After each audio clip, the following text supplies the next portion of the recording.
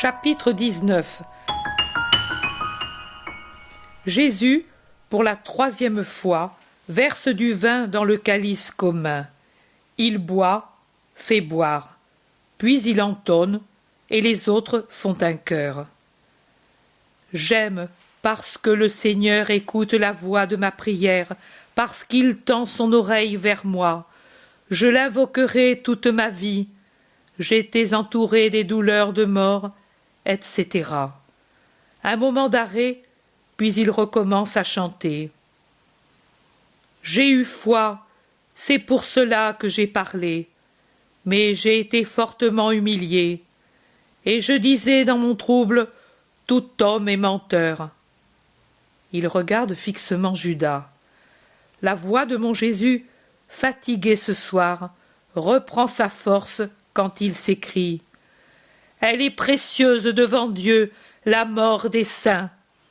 Et tu as brisé mes chaînes, je te sacrifierai une hostie de louange en invoquant le nom du Seigneur, etc. Un autre bref arrêt dans le chant, et puis il reprend.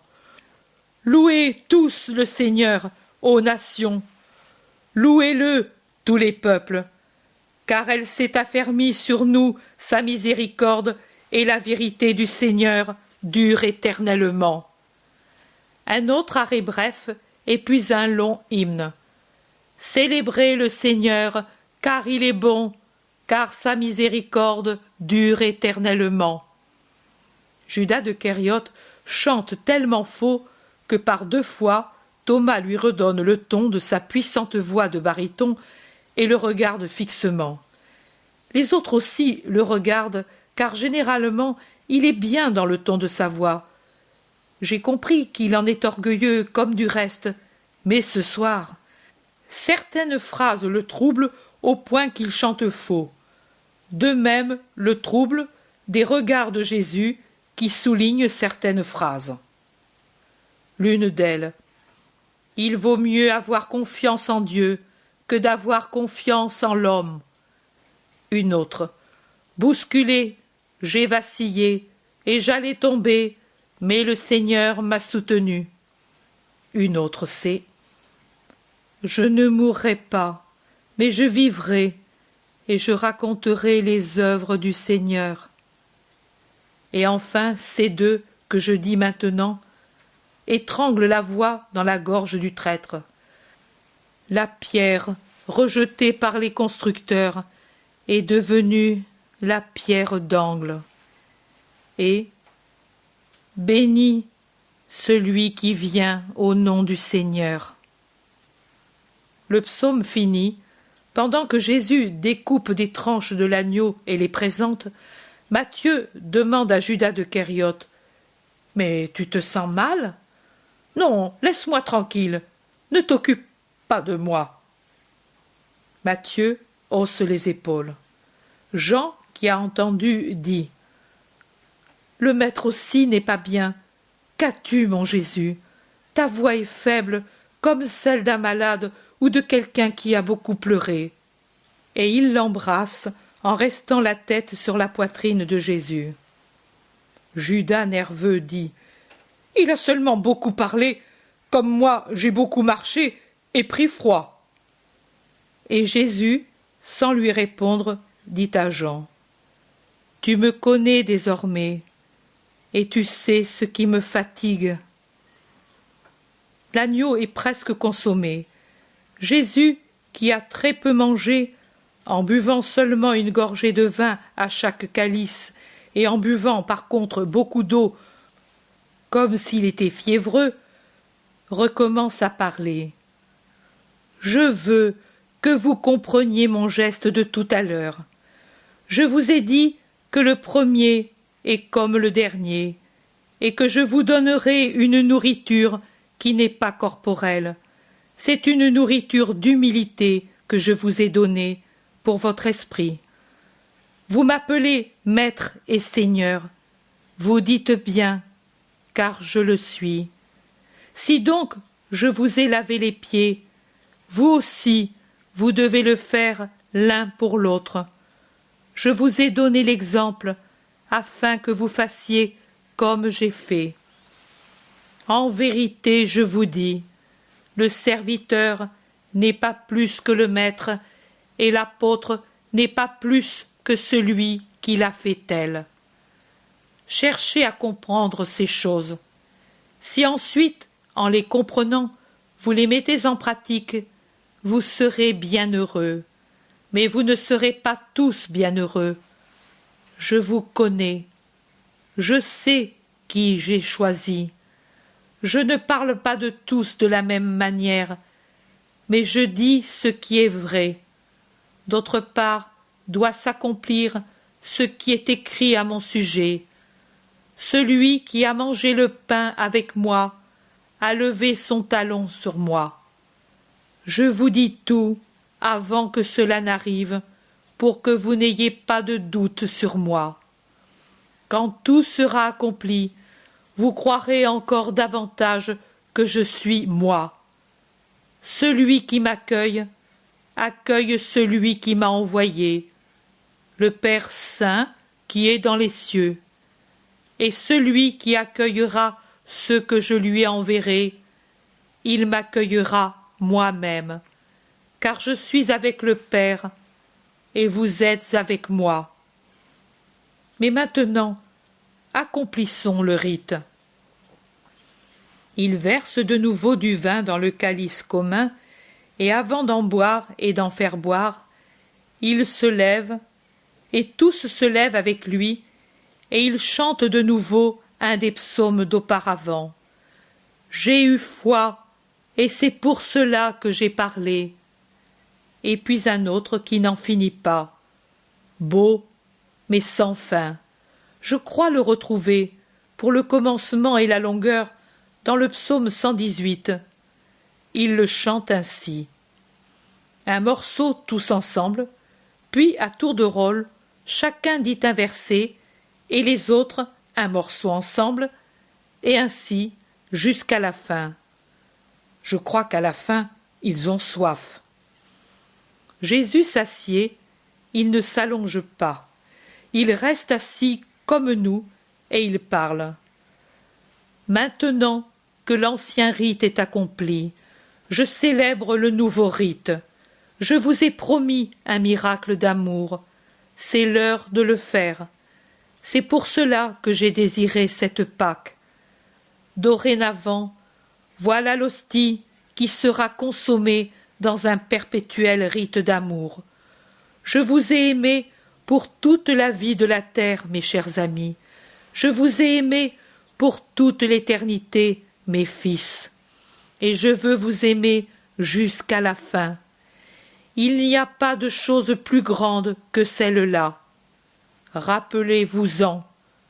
Je m'en vais, mais nous resterons unis pour toujours, grâce au miracle que maintenant j'accomplis.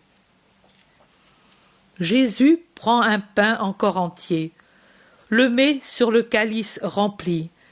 Il bénit et offre l'un et l'autre, puis il partage le pain, en fait 13 morceaux et en donne un à chacun des apôtres en disant « Prenez et mangez, ceci est mon corps. Faites ceci en mémoire de moi qui m'en vais. » Il donne le calice et dit « Prenez et buvez, ceci est mon sang. Ceci est le calice du nouveau pacte dans le sang et par mon sang, qui sera répandu pour vous, pour la rémission de vos péchés et pour vous donner la vie. Faites ceci en mémoire de moi. » Jésus est très triste. Tout sourire, toute trace de lumière, de couleur l'ont abandonné. Il a déjà un visage d'agonie. Les apôtres le regardent angoissés. Jésus se lève en disant « Ne bougez pas, je reviens tout de suite. » Il prend le 13e morceau de pain, prend le calice et sort du cénacle. Jean murmure « Il va trouver sa mère !» Et Jude Thaddée soupire « Pauvre femme !» Pierre demande tout bas. « Crois-tu qu'elle sache ?» Elle sait tout. Elle a toujours tout su. Ils parlent tous à voix très basse, comme devant un mort. « Mais croyez-vous que vraiment ?» demande Thomas qui ne veut pas encore croire. Jacques de Zébédée répond. « Et en doutes-tu ? C'est son heure. » Le zélote dit. « Que Dieu nous donne la force d'être fidèles. »« Oh, moi !» va dire Pierre. Mais Jean, qui est aux aguets, dit. « Chut, le voici. » Jésus rentre. Il a dans les mains le calice vide. Sur le fond, il y a à peine une trace de vin, et sous la lumière du lampadaire, elle semble vraiment du sang. Judas Iscariote, qui a devant lui le calice, le regarde comme fasciné, et puis il détourne son regard. Jésus l'observe, et il a un frisson que ressent Jean, appuyé comme il l'est sur sa poitrine. « Mais dis-le, tu trembles !» s'écrie-t-il. « Non, je ne tremble pas de fièvre, je vous ai tout dit, et je vous ai tout donné. Je ne pouvais vous donner davantage. C'est moi-même que je vous ai donné. » Il a son doux geste des mains qui, d'abord jointes, se séparent maintenant et s'écartent alors qu'il baisse la tête, comme pour dire « Excusez-moi si je ne puis davantage. » C'est ainsi.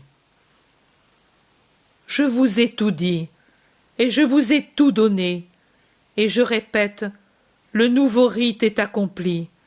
Faites ceci en mémoire de moi. Je vous ai lavé les pieds pour vous apprendre à être humble et pur comme votre maître. Car je vous dis qu'en vérité, les disciples doivent être comme le maître.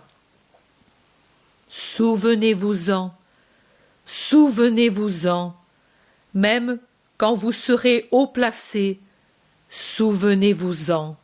Le disciple n'est pas plus que le maître. Comme je vous ai lavé, faites-le entre vous, c'est-à-dire aimez-vous comme des frères, en vous aidant l'un l'autre, en vous vénérant réciproquement, en étant un exemple l'un pour l'autre. Et soyez purs, pour être dignes de manger le pain vivant descendu du ciel, et pour avoir en vous et par lui la force d'être mes disciples dans un monde ennemi qui vous haïra à cause de mon nom. Mais l'un de vous n'est pas pur, l'un de vous me trahira. De cela, mon esprit est fortement troublé. La main de celui qui me trahit est avec moi sur cette table, et ni mon amour, ni mon corps, ni mon sang, ni ma parole ne le rappellent ni ne le font repentir. Je lui pardonnerai en allant à la mort pour lui aussi. Les disciples se regardent terrifiés. Ils se scrutent, se suspectant l'un l'autre. Pierre fixe l'Iscariote dans un réveil de tous ses doutes. Jude Thaddée se lève brusquement pour regarder à son tour l'Iscariote au-dessus de Matthieu. Mais l'Iscariote a tant d'assurance. À son tour, il regarde fixement Matthieu comme s'il le suspectait. Puis, il fixe Jésus et sourit en demandant « Serait-ce moi, celui-là » Il paraît le plus sûr de sa propre honnêteté et il parle ainsi pour ne pas laisser tomber la conversation. Jésus répète son geste en disant « Tu le dis, Judas de Simon, ce n'est pas moi, c'est toi qui le dis. Je ne t'ai pas nommé.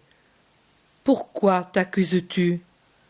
Interroge ton admoniteur intérieur, ta conscience d'homme, la conscience que le Dieu Père t'a donnée pour te conduire en homme, et rends-toi compte si elle t'accuse. Tu le sauras avant tous.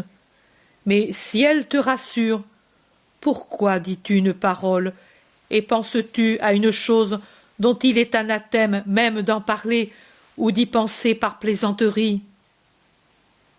Jésus parle avec calme. Il semble qu'il soutienne la thèse proposée comme peut le faire un savant à sa classe. L'émoi est grand, mais le calme de Jésus l'apaise. Cependant, Pierre, qui soupçonne le plus Judas, peut-être le Thaddée aussi, mais il le paraît moins, désarmé comme il l'est par la désinvolture de l'Iscariote, tire Jean par la manche. Quand Jean, qui s'est tout serré contre Jésus en entendant parler de trahison, se tourne, il lui murmure « Demande-lui qui c'est ».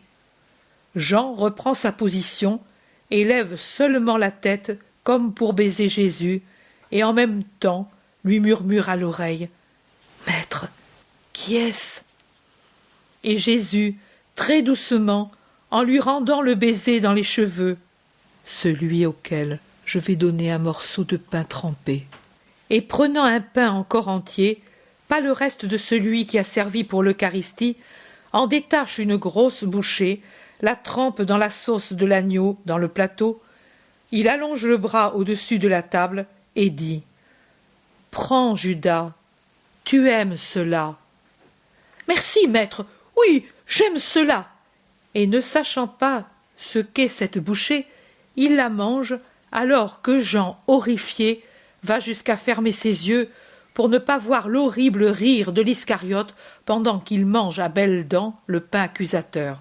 « Bon, va maintenant que je t'ai fait plaisir, » dit Jésus à Judas. « Tout est accompli ici. » Il marque beaucoup ce mot. « Ce qui reste encore à faire ailleurs, fais-le vite, Judas de Simon. »« Je t'obéis de suite, maître. Ensuite, je te rejoindrai au Gethsémani. Tu vas là, n'est-ce pas, comme toujours ?»« J'y vais, comme toujours. Oui. »« Qu'a-t-il à faire ?» demande Pierre. « Il va seul ?»« Je ne suis pas un enfant, » plaisante Judas qui met son manteau. « Laisse-le aller. Lui et moi savons ce qu'il y a à faire, » dit Jésus. « Oui, maître. » Pierre se tait. Peut-être pense-t-il qu'il a péché en soupçonnant son compagnon. La main sur le front, il réfléchit. Jésus serre Jean sur son cœur et se tourne pour lui murmurer dans les cheveux « Ne dis rien à Pierre pour le moment, ce serait un scandale inutile. »« Adieu, maître, adieu, ami. » Judas salue. « Adieu, » dit Jésus. Et Pierre « Je te salue, garçon. » Jean, la tête presque sur le sein de Jésus, murmure « Satan !» Seul Jésus l'entend et soupire. Ici tout s'arrête, mais Jésus dit « Je suspends par pitié pour toi. Je te donnerai la fin de la scène à un autre moment. »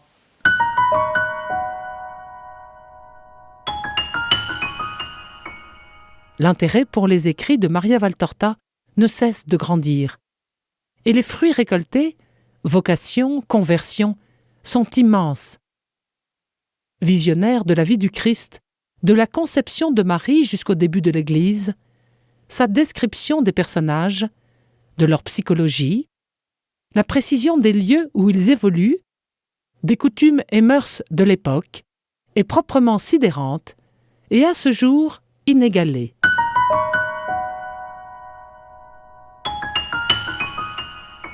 www.associationmariavaltorta.fr